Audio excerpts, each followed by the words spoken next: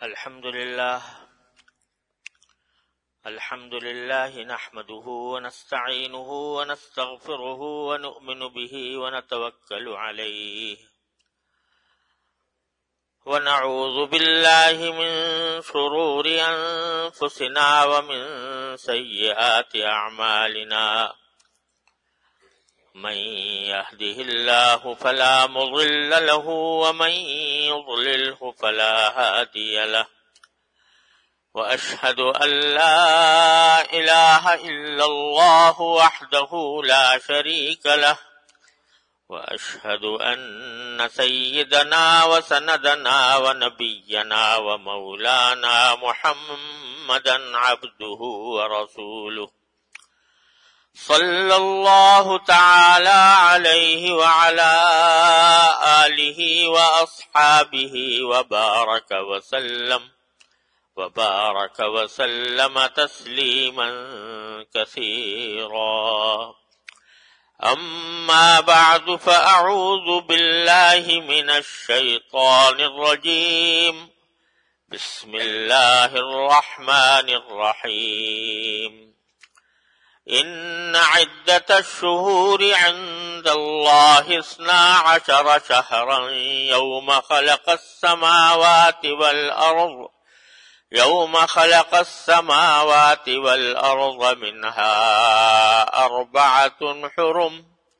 ذلك الدين القيم فلا تظلموا فيهن أنفسهم. آمنت بالله صدق الله مولانا العظيم وصدق رسوله النبي الكريم ونحن على ذلك من الشاهدين والشاكرين والحمد لله رب العالمين. بزرگان محترم اور برادران عزیز،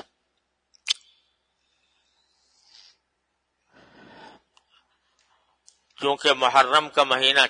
چل رہا ہے اور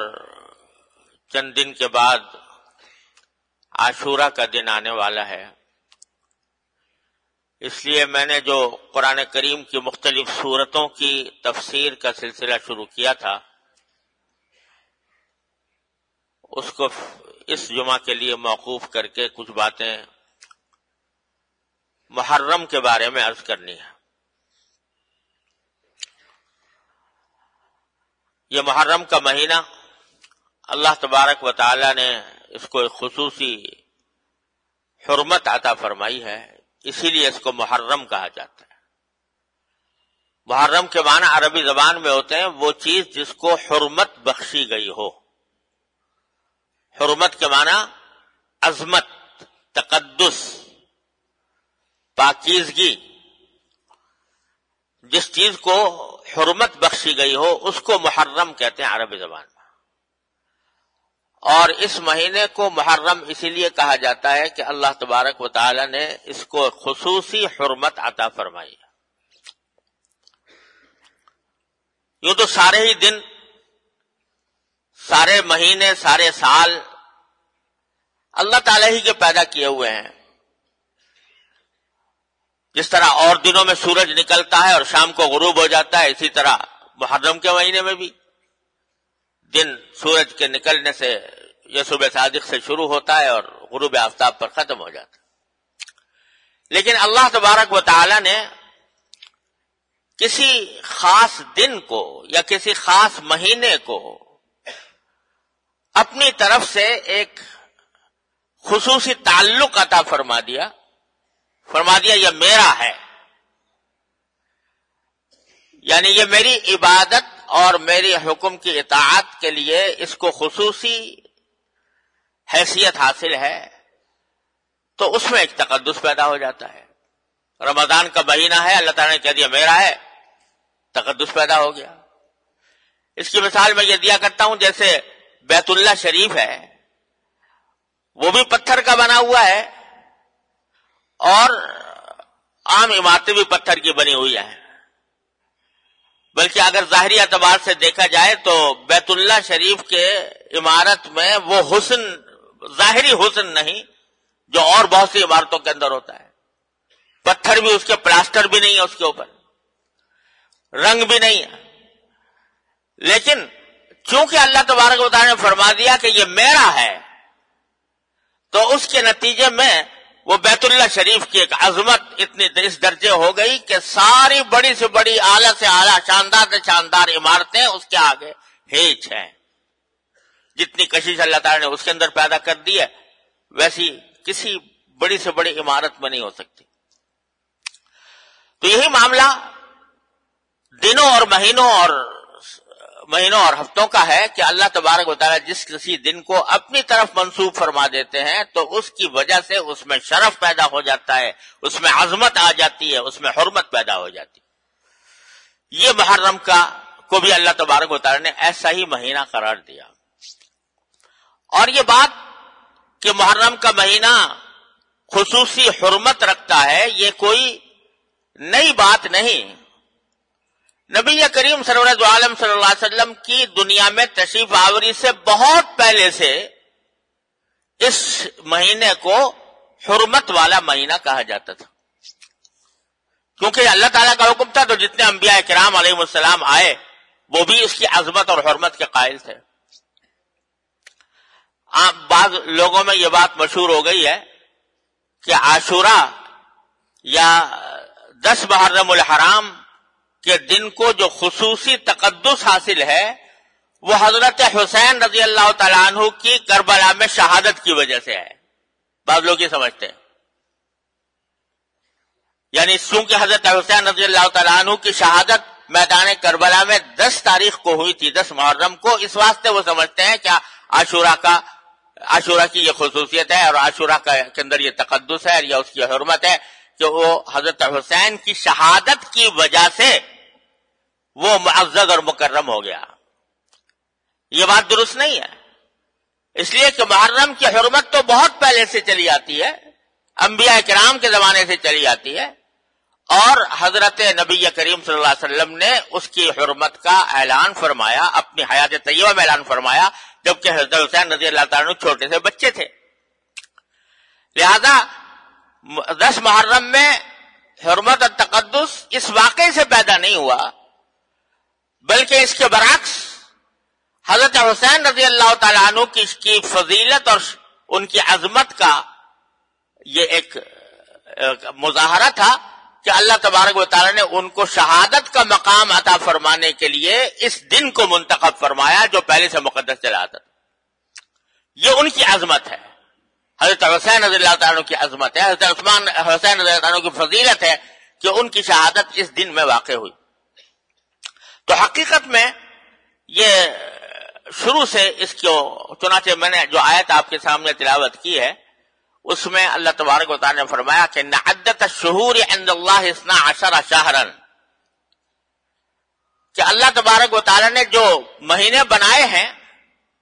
وہ کل 12 مہینے ہیں، اور یہ 12 مہینے اللہ تعالی نے طے کر دیے تھے یوم خلق السماوات والارض، اسی دن جس دن کے آسمانوں اور زمین کی تخلیق فرمائی، ان کو پیدا کیا، اسی دن اللہ تبارک و تعالی نے یہ 12 مہینے مقرر کر دیے تھے کہ یہ 12 مہینوں کا ایک سال ہوا کرے گا۔ کفار اور مشرکین جو ہیں وہ اپنی ذاتی اغراض کے تحت مہینوں میں آگے پیچھے کرتے رہتے تھے، تو اس کا ذکر کرتے ہوئے فرمایا کہ 12 مہینے اللہ تعالی نے پہلے سے مقرر کر رکھے ہیں، منہا 4 حرم، ان 12 مہینوں میں سے 4 مہینے اللہ تعالی نے حرمت والے رکھے ہیں، ان میں سے یہ محرم ہے اور سفر ہے اور رجب کا مہینہ ہے اور ذوالقعدہ کا مہینہ، یہ خاص طور پر اللہ تبارک و تعالی نے حرمت والے رکھے ہیں، جس کے معنی یہ تھے کہ ان 4 مہینوں میں جنگ کرنا جائز نہیں تھا، ان 4 مہینوں میں کسی جائز مقصد کے لیے جنگ کرنا بھی جائز نہیں تھا، اس واسطے ان کو اشہر حرم کہتے تھے۔ اور جاہلیت کے زمانے میں جو مشرکین تھے وہ بھی ان 4 مہینوں کی حرمت کے قائل تھے، اور وہ بھی یہ کہتے تھے کہ ان دنوں میں لڑائی کرنا حرام ہے، کیونکہ حضرت ابراہیم علیہ السلام کے وقت سے یہ بات چلی آتی تھی کہ ان 4 مہینوں میں لڑنا حرام ہے، اور ابراہیم علیہ السلام کے دین کی بہت سی باتیں مشرکین کے اندر چلی آتی تھی، ان میں سے ایک بات یہ بھی تھی، لیکن اس کے لیے انہوں نے ایک ہیلا نکالا تھا کہ اگر لڑتے لڑتے مثلا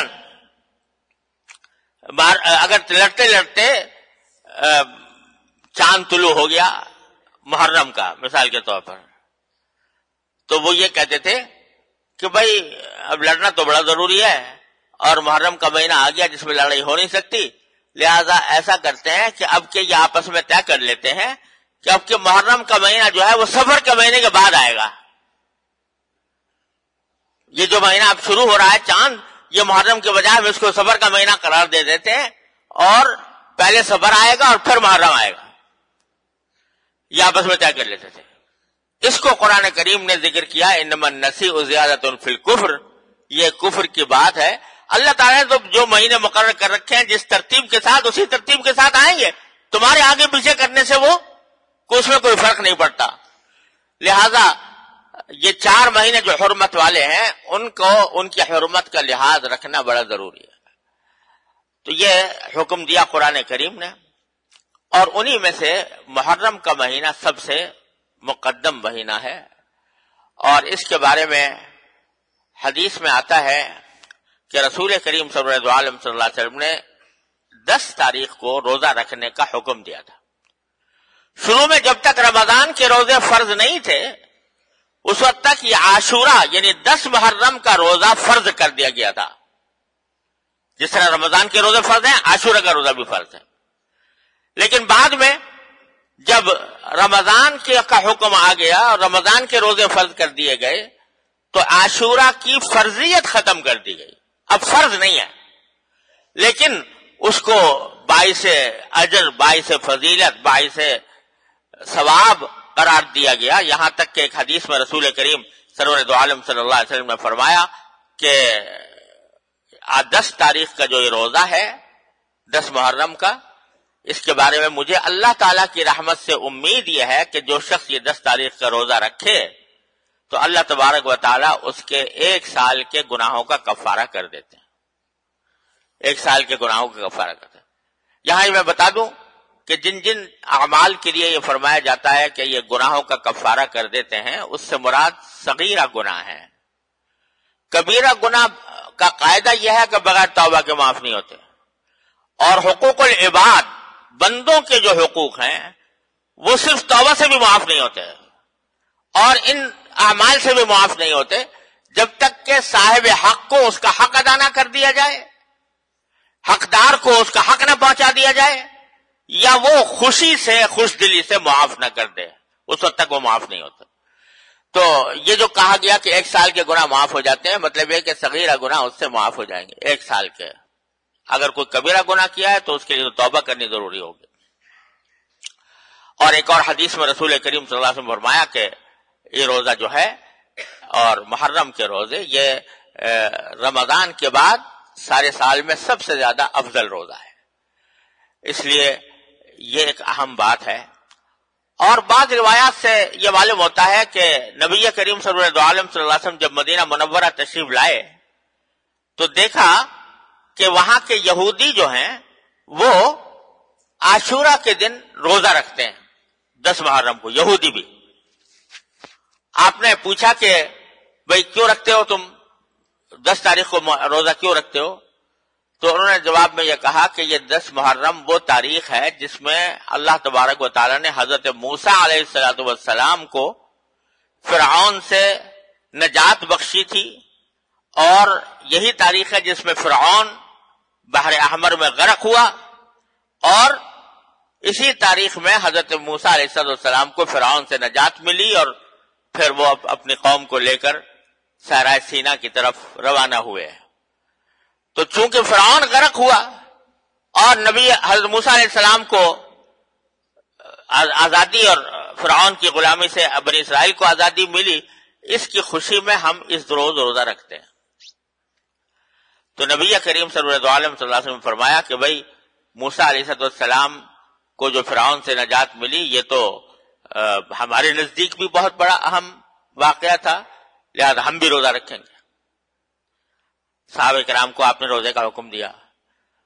اور پھر بعد میں اللہ تبارک و تعالیٰ نے اس کو فرض کر دیا ان دنوں میں. تو اس سے معلوم ہوتا ہے کہ عاشورہ میں یہ بھی واقعہ عاشورہ سے وابستہ ہے کہ موسیٰ علیہ السلام کو اللہ تعالیٰ نے فرعون سے نجات عطا فرمائی تھی. بعض اور باتیں بھی مشہور ہیں لوگوں میں کہ یہ وہی دن ہے جس میں حضرت ابراہیم علیہ السلام کو آگ میں ڈالا گیا تھا اور آپ اس میں سے صحیح سالم نکل آئے تھے. یہ وہی دن ہے جس میں حضرت آدم علیہ السلام کو زمین پر اتارا گیا. یہ وہی دن ہے جس میں نوح علیہ السلام کی کشتی جو ہے وہ طوفان سے نجات پا کر کسی پہاڑ پر آ کر ٹک گئی. یہ باتیں لوگوں میں مشہور ہیں مگر اس کی کوئی مستند بنیاد نہیں ہے, کوئی مستند روایت نہیں ہے کہ جس سے یہ باتیں معلوم ہوتی ہوں. ایسے لوگوں میں مشہور ہو گئی ہیں. لیکن یہ بات صحیح ہے کہ حضرت موسیٰ علیہ السلام کو اس تاریخ میں اللہ تبارک و تعالیٰ نے فرعون سے نجات دی تھی. بہرحال نبی کریم صلی اللہ علیہ وسلم نے یہ حکم دیا کہ روزہ رکھو, اور پھر اللہ تبارک و تعالیٰ نے اس کو فرض کر دیا. بعد میں پھر فرضیت ختم ہو گئی لیکن اس کی سنیت اور اس کا استحباب اور اس کا باعث و ثواب ہونا یہ باقی رہا, اور یہ قیامت تک عاشورہ کے دن روزہ رکھنے کی فضیلت قائم رہے گی انشاءاللہ. البتہ اس میں نبی کریم صلی اللہ علیہ وسلم نے ایک تصرف فرمایا. وہ یہ فرمایا کہ بھئی عاشورہ کا روزہ تو بے شک رکھو, لیکن چونکہ یہودی لوگ بھی عاشورہ کے دن روزہ رکھتے ہیں لہذا کہیں ایسا نہ ہو کہ تمہاری ان کے ساتھ مشابہت پیدا ہو جائے, یعنی تم بھی یہودیوں کے مقلد بن جاؤ, یہودیوں کے مشابہ بن جاؤ. تو ان کی مشابہت کو ختم کرنے کے لیے آپ نے فرمایا کہ صرف تنہا عاشورہ کا نہ رکھو بلکہ اس کے ساتھ 9 تاریخ کو یا تو ملا لو یا 11 تاریخ کو ملا لو, یعنی 9 تاریخ کو ملا کر 9 اور 10 کا روزہ رکھو, یا 11 تاریخ کو ملا کر 10 اور 11 کا روزہ رکھو. ایک دن کے بجائے 2 دن رکھو تاکہ یہودیوں کے ساتھ مشابہت پیدا نہ ہو. اس سے آپ اندازہ لگائیے کہ نبی کریم صلی اللہ علیہ وسلم کو اس بات کی کتنی فکر تھی کہ کسی خیر کے کام میں بھی, بھلائی کے کام میں بھی مسلمانوں کو مشابہت, مسلمانوں کے اندر مشابہت پیدا نہ ہو یہودیوں جیسی یا غیر مسلموں جیسی. یعنی مزاج اسلام کا یہ ہے کہ بھئی جب تم مسلمان ہو, کلمہ لا الہ الا اللہ محمد رسول اللہ پر ایمان لائے ہو, تو پھر تمہارا اپنا ایک طریقہ ہے, تمہارا ایک اپنا طریقہ زندگی ہے, تمہارا ایک اپنا طرز حیات ہے. تم اپنے طرز حیات کو دوسرے غیر مسلموں کے طرز حیات کے ساتھ مشابہ بنانے کی کوشش نہ کرو. یہ ایک مزاج ہے جو قدم قدم پر نبی کریم صلی اللہ علیہ وسلم کی ہدایات میں نظر آتا ہے. اس میں یہ بات بھی ہے تاکہ مسلمان ہونے کے حیثیت سے پہچانا جائے کہ ہاں یہ مسلمان ہے, اور ایسا نہ ہو کہ پتہ ہی نہ چلے جیسے اور غیر مسلم ہیں اور یہودی ہیں اور نصرانی ہیں ایسے ہی مسلمان بھی ہے. کوئی فرق اس کے انداز میں, اس کے ادا میں, اس کے اخلاق میں, اس کے معاملات میں, اس کے لباس پوشاک میں کوئی فرق نظر نہ آئے, یہ اسلام کو پسند نہیں. تو یہاں تک کہ روزہ رکھنے میں بھی, روزہ رکھنا تو ایک عبادت ہے, اچھا کام ہے, لیکن اس میں یہودیوں کی مشابہت کو آپ نے پسند نہیں فرمایا بلکہ 2 دن رکھنے کا فرمایا تاکہ ان کے ساتھ التباس اور مشابہت پیدا نہ ہو. تو اب بھی اگر اسی وجہ سے حکم یہ ہے کہ بہتر یہ ہے کہ جب آدمی روزہ رکھے تو 9 یا 11 کو ساتھ ملا کر 2 دن رکھے. لیکن اگر کوئی شخص فرض کرو نہیں رکھ سکا 9 تاریخ کو اور 11 تاریخ کو بھی رکھنے کا موقع نہیں ہے, صرف تنہائی روزہ رکھ لے عاشورہ کا, تو یہ بھی کوئی گناہ نہیں ہے, یہ بھی کوئی حرام نہیں ہے. بہتر یہ ہے, افضل یہ ہے کہ اس کے ساتھ ایک روزہ ملا کر رکھے. ایک بات تو یہ عرض کرنی تھی. دوسری بات جو اسی آیت کریمہ میں جو میں نے آپ کے سامنے تلاوت کی ہے, اللہ تبارک و تعالیٰ نے ایک عجیب و غریب جملہ ارشاد فرمایا کہ دیکھو تمام مہینے جو اللہ نے مقرر فرمائے ہیں وہ 12 مہینے ہیں جن میں سے 4 حرمت والے ہیں. تو پھر آگے جملہ ہی فرمایا فَلَا تَظْلِمُوا فِيهِنَّ أَنفُسَكُمْ, کیونکہ یہ حرمت والے مہینے ہیں تو خاص طور پر ان مہینوں میں اس بات کا خیال کرو کہ تم اپنی جانوں پر ظلم نہ کرو، اپنی جانوں پر ظلم نہ کرو۔ یہ بڑا وسیع اور بڑا ہی عام قسم کا ارشاد ہے جو اللہ تبارک و تعالیٰ نے ارشاد فرمایا کہ دیکھو ویسے تو کبھی بھی اپنی جان پر ظلم نہیں کرنا چاہیے، لیکن ان 4 مہینوں میں خاص طور پر جو حرمت والے مہینے ہیں اپنی جان پر ظلم نہ کرو۔ اب یہ اپنی جان پر ظلم کرنے کا کیا مطلب ہے؟ یہ ایک ایسا ہماگیر اور وسیع لفظ ہے کہ اس کے بہت سارے مفہوم ہیں۔ ایک مفہوم تو اس کا یہ ہے جو قرآن کریم میں بکثرت استعمال ہوا ہے کہ بھئی اس بات کا خاص خیال رکھو کہ خاص طور سے ان مہینوں میں کوئی گناہ کا کام، نافرمانی کا کام سرزد نہ ہو، کیونکہ قرآن کریم نے کئی مقامات پر گناہ کو اپنی جان پر ظلم کرنے کے معنی میں استعمال کیا ہے۔ وَلَوْ أَنَّهُمْ إِذَا فَعَلُوا فَاحِشَةً أَوْ ظَلَمُوا أَنفُسَهُمْ فَاسْتَغْفَرُوا اللَّهَ ذَكَرُوا اللَّهَ فَاسْتَغْفَرُوا لِذُنُوبِهِمْ۔ یہ قرآن کریم میں فرمایا کہ اگر کسی سے کوئی ایسا ناجائز کام سرزد ہو جائے یا وہ اپنی جان پر ظلم کر بیٹھے یعنی گناہ کر بیٹھے تو پھر وہ مایوس نہ ہو بلکہ اللہ تبارک و تعالیٰ کو یاد کر کے اس سے معافی مانگے اور اللہ تبارک و تعالیٰ معاف فرما دے۔ وَمَن يَغْفِرُ الذُّنُوبَ إِلَّا اللَّهُ، اللہ تعالیٰ کے سوا کون ہے جو گناہوں کو معاف کرتے؟ تو اللہ تعالیٰ فرماتے ہیں کہ یہ اگر کبھی ہو جائے تو کسی مومن سے تو کوئی گھبرانے کی اور پریشانی کی بات نہیں ہے، مایوسی کی بات نہیں ہے، فوراً اللہ تعالیٰ کی طرف رجوع کر کے استغفار کر لو، توبہ کر لو، پاک ہو جاؤ گے۔ تو جان پر ظلم کرنے کے ایک معنی ہے گناہ کرنا۔ تو کیا مطلب ہے کہ اور دنوں میں بھی گناہ سے پرہیز کرنا چاہیے، لیکن ان مہینوں میں خصوصی طور سے گناہ سے پرہیز کرو، اپنی زبان کی حفاظت کرو کہ غلط بات، جھوٹ نہ بولے، غیبت نہ نکلے، رشوت نہ لو، اور نگاہ کی حفاظت کرو کہ غلط جگہ پر نہ پڑے، کانوں کی حفاظت کرو کہ غلط بات نہ سنے وغیرہ۔ ان تینوں میں گناہوں سے بچنے کا خصوصی اہتمام کرو۔ ایک تو یہ معنی ہے اس کے۔ دوسرے معنی اس کے یہ ہے کہ جسمانی اپنے جسم کو کوئی جسمانی تکلیف بھی نہ پہنچاؤ، جیسے کہ بعض لوگ اس زمانے میں حضرت حسین رضی اللہ تعالیٰ عنہ کی شہادت کے واقعے پر خود اپنی جانوں پر ظلم کیا کرتے ہیں کہ اپنا سینہ پیٹ رہے ہیں، اپنے آپ کو زخمی کر رہے ہیں۔ تو قرآن کا فرمانا یہ ہے کہ خواہ کتنا ہی المناک واقعہ پیش کیوں نہ آ جائے لیکن تم اپنی جان پر ظلم نہ کرو، اللہ تبارک و تعالیٰ سے کی طرف رجوع کرو، اس سے صبر مانگو، اور جو دنیا سے گیا ہے اس کے لیے دعا کرو، لیکن اپنی جان پر ظلم کرنا کہ جس کے نتیجے میں اپنی جان ہلاک ہو یا زخمی ہو، یہ جائز نہیں ہے اللہ تبارک و تعالیٰ کے ہاں۔ کیوں؟ اس لیے کہ یہ جان تمہیں جو دی گئی ہے، تمہارا جو یہ وجود ہے، یہ تمہارا نہیں ہے، یہ اللہ تبارک و تعالیٰ کا دیا ہوا ہے، اللہ تعالیٰ کی طرف سے تمہارے پاس امانت ہے۔ اس امانت کا حق یہ ہے کہ تم اس کا حق ادا کرو۔ اس کا کیا حق ادا کرو کہ بلا وجہ اس کو خطرے میں نہ ڈالو،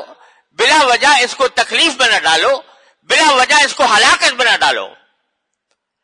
یہ جو خودکشی کو حرام کیا گیا ہے شریعت میں، اس کی کیا وجہ ہے؟ بھئی کوئی کہہ سکتا ہے بھئی میں اپنی جان، میری جان ہے، میرا جسم ہے، میں اپنے آپ کو اس دنیا سے آزاد کرنا چاہتا ہوں، میں اپنے آپ کو ہلاک کر لیتا ہوں، خودکشی کر لیتا ہوں، تو بظاہر تو کوئی اس میں خرابی نظر نہیں آتی۔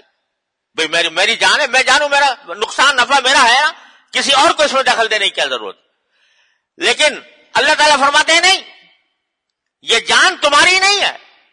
یہ میری عطا ہے، میری طرف سے تمہیں امانت دی گئی ہے۔ اس امانت کا حق یہ ہے کہ جب تک میں اس کو زندہ رکھ رہا ہوں اس وقت تک تمہیں اس کو ہلاک کرنے کا حق نہیں پہنچتا۔ تو خودکشی کرنا حرام ہے، اللہ تبارک و تعالیٰ نے قرآن کریم میں بھی حرام کیا، رسول کریم سرور عالم صلی اللہ علیہ وسلم نے بھی متعدد احادیث میں اس کو واضح طور پر حرام قرار دیا کہ کوئی شخص اپنی جان کو ہلاک کر لے۔ تو اصل بات یہ ہے کہ ہم بسا اوقات غلطی یہ کرتے ہیں کہ اپنی جان کو اپنا سمجھنا شروع کر دیتے ہیں. یہ ہمارا ہے، ہماری جان ہے، لہذا ہم اس کے ساتھ جو چاہیں کریں، اس کو جس طرح چاہیں استعمال کریں، جس طرح چاہیں ہلاک کریں، جس طرح چاہیں اس کو مشقت میں ڈالیں، جس طرح چاہیں اس کو پریشانی میں ڈالیں. یہ اللہ تبارک و تعالیٰ کے حکم کی خلاف ورزی ہے، نبی کریم سرور عالم صلی اللہ علیہ وسلم کے احکام کی خلاف ورزی ہے. ایک حدیث میں آتا ہے کہ نبی کریم سرور عالم صلی اللہ علیہ وسلم کو اطلاع ملی کہ حضرت عبداللہ ابن عمر ابن عاص رضی اللہ تعالیٰ عنہ بڑے مشہور صحابی ہیں، ان کے بارے میں اطلاع ملی کہ وہ مسلسل روزے رکھتے ہیں، ہر روز روزہ رکھتے ہیں، اور رات کو جب گھر میں آتے ہیں تو بس کھڑے ہو جاتے ہیں تہجد پڑھنے کے لیے، اور ساری رات نماز میں گزار دیتے ہیں. تو رات کو سوتے نہیں اور دن میں کھاتے نہیں. ان سے کسی نے پوچھا کہ آپ ایسا کیوں کرتے ہیں؟ تو انہوں نے کہا کہ بھئی رسول کریم صلی اللہ علیہ وسلم کو تو اللہ تعالیٰ نے بڑا اونچا مقام دیا ہے، آپ سے تو کوئی غلطی سرزد نہیں ہو سکتی، لیکن ہم تو گناہگار لوگ ہیں، لہذا ہم سے اپنی گناہگاری کی وجہ سے ہمیں چاہیے کہ زیادہ سے زیادہ عبادت کریں. تو عبادت میں ہم دن بھر میں روزہ رکھتا ہوں اور رات کو ساری رات کھڑا رہتا ہوں اللہ تعالیٰ کی بارگاہ میں. سرکار دو عالم صلی اللہ علیہ وسلم کو جب خبر ملی تو آپ نے ان کو بلایا اور بلا کر فرمایا کہ عبداللہ ابن عمر، مجھے پتہ لگا ہے کہ تم سارے مسلسل روزے رکھتے ہو اور ساری رات نماز پڑھتے ہو، تو کیوں ایسا کرتے ہو؟ تو انہوں نے یہی بات کہی کہ یا رسول اللہ، مجھے خیال ہے کہ میں اپنی نیکیوں میں اضافہ کروں، پتہ نہیں کتنے گناہ ہوں گے، وہ اس طرح معاف ہوں گے. تو آپ نے فرمایا کہ نہیں، ایسا کرنا تمہارے لیے درست نہیں ہے. فرمایا کہ ان لنفسک علیک حقا، تمہاری جان کا بھی تم پر حق ہے، وان لعینک علیک حقا، تمہاری آنکھ کا بھی تم پر حق ہے، وان لزوجک علیک حقا، اور تمہاری بیوی کا بھی تم پر حق ہے، وان لزورک علیک حقا، تمہارے پاس جو مہمان آئے ہیں ان مہمانوں کا اکرام کرنا بھی تمہاری ذمہ داری، تمہارے اوپر حق ہے.